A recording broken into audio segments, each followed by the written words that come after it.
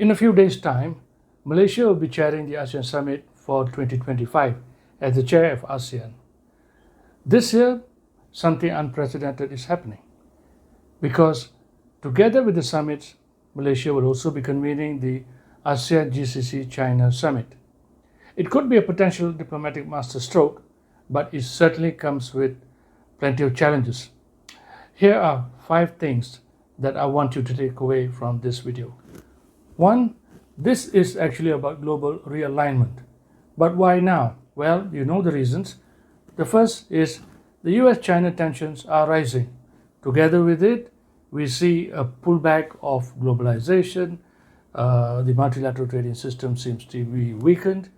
Secondly, the Gulf countries, the GCC countries, are trying to diversify away from oil. They are looking for new partners, new economic linkages with other parts of the world. And 3, ASEAN is finding itself in between these tensions, and it is keen to avoid taking sides and yet preserve its economic interests and also to preserve its centrality. In effect, this reflects a global south moment.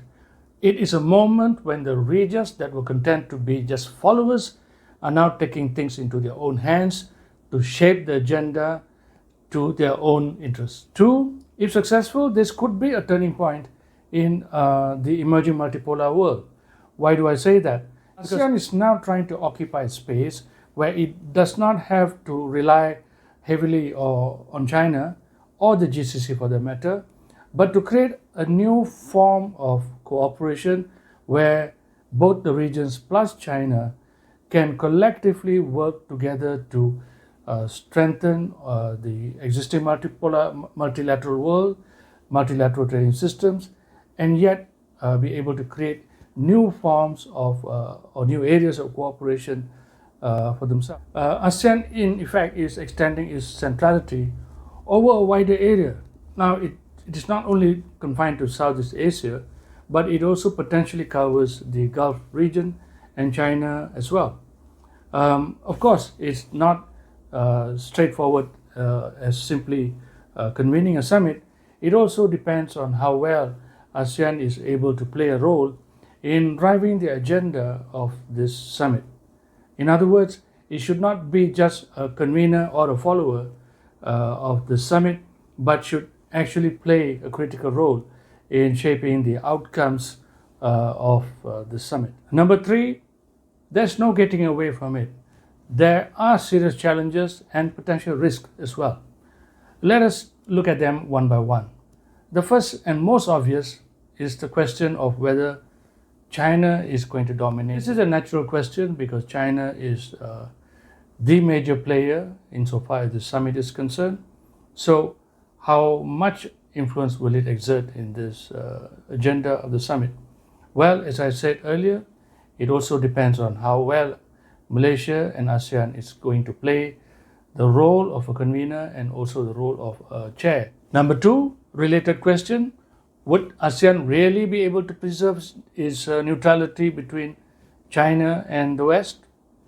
Well, again, as I said, it depends on how well we are going to play the agenda of the summit.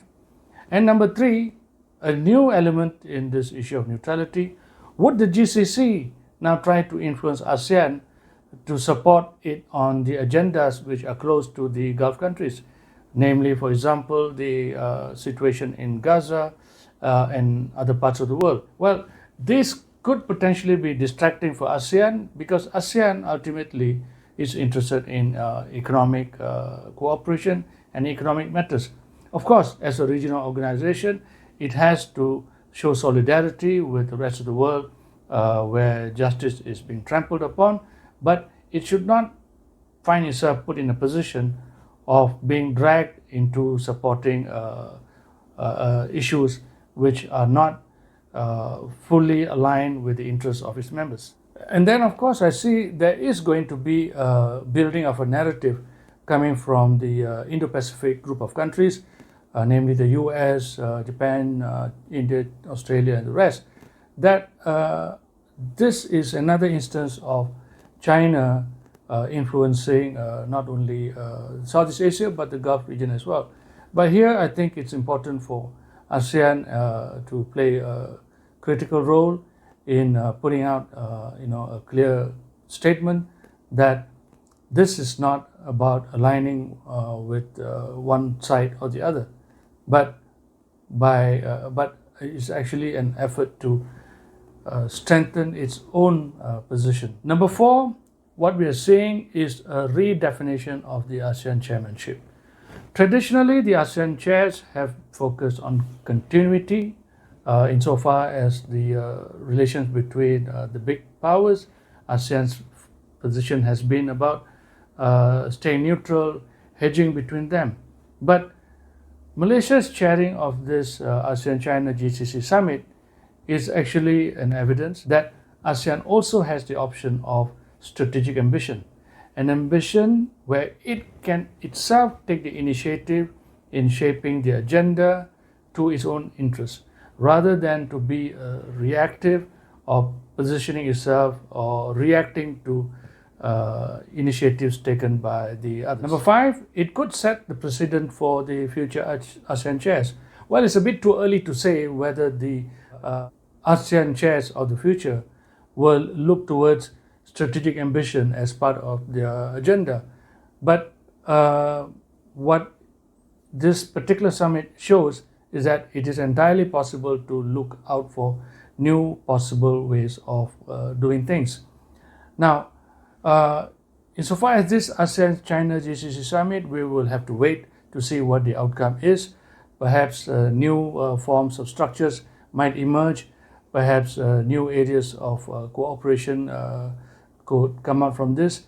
Well, 2 years ago, the ASEAN-GCC Summit, which was held in Riyadh, had its own statement where it sees cooperation between ASEAN and GCC taking shape. Those areas could be adopted into this ASEAN-GCC-China Summit, but with additional focus and additional emphasis. We'll have to wait and see. So, is it a masterstroke? Well, it depends. It could be. But what is sure is that ASEAN is no longer content to be a follower. It is determined to play a role in shaping the agenda of the Global South now. It is determined to contribute to the emerging multipolar world order. It is has ambitions to play a role beyond its region. So what do you think? Do you think that this ASEAN-GCC-China Summit is carving out a new strategic identity for ASEAN? Or do you think it is just another diplomatic talk shop for more diplomats and leaders to come together, make lofty statements, and enjoy the hospitality of the hosts? I would love to hear your views and your comments, but please like this video, share, and subscribe to it as well. Thank you very much.